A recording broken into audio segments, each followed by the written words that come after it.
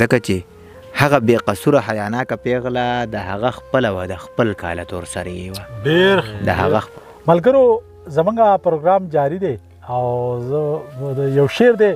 شاعر نامعلوم دی وایي مخکې چېرته یو نیم لیونی به و مخکې چېرته یو نیم لیونی به و اوس خو زموږ ځان نه دلته کلي دي مخکې چېرته یو نیم لیونی به و اوس خو زموږ ځان نه دلته کلي دي او خوړ د ګوټوبو سره په چغو دی خوړ د ګوټوبو سره په چغو دی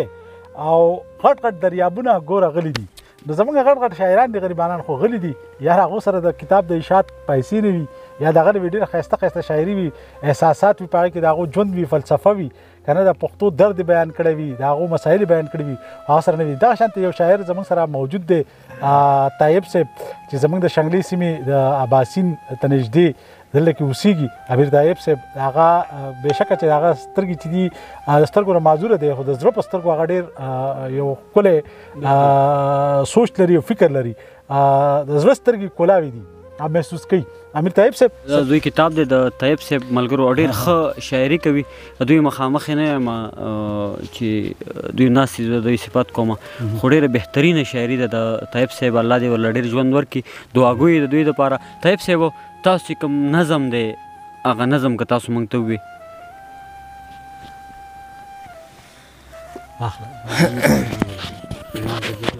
نظم خو تاسو زما په خیال چې د ندامت نظم غوښتنه کوئ د ندامت نو دغه نظم داسې دی چې د بې ضمیره انسانانو نه مې کرکه وشوه د بې ضمیره انسانانو نه مې کرکه وشوه د بدنظرو بدګمانو نه مې کرکه وشوه د دې ازغن ازغن ماحول نه مې سم زړه راډک شو د دې ازغن ازغن ماحول نه مې سم زړه راډک شو د یو سړي سره پرون په سیل وتلی ومه ما ویل لږ به د وهمونو نه بهر ته وځم د ذهن بوج به مې راکم شي په سکون به شمه د پسرلي د رنګینو نه به رنګونه واخلم د ګلورینو تماشو نه به خوندونه واخلم زه او هغه دواړه د یو بل سره برغ روانو د غیر چاپیره منظرونو نه مو خوند اخیستو یو خوا نختر نختر شین غرو د مرغو اوازو بل خوا لختي لختي پټیو د اوبو اوازو په هواګانو کې د ګلو خوشبویي ګډه وه وریځ خوره وه په اسمان شاعرانه موسمو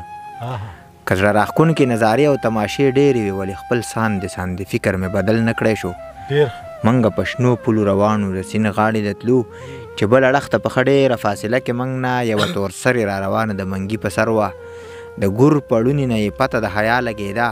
چې دې ماحول ته د کتو نه یې پرهیز کولو خو د خیرنو نظرونو مخنیوی نه کېږي دا د هوس ړانده د چا حیا ته کله ګوري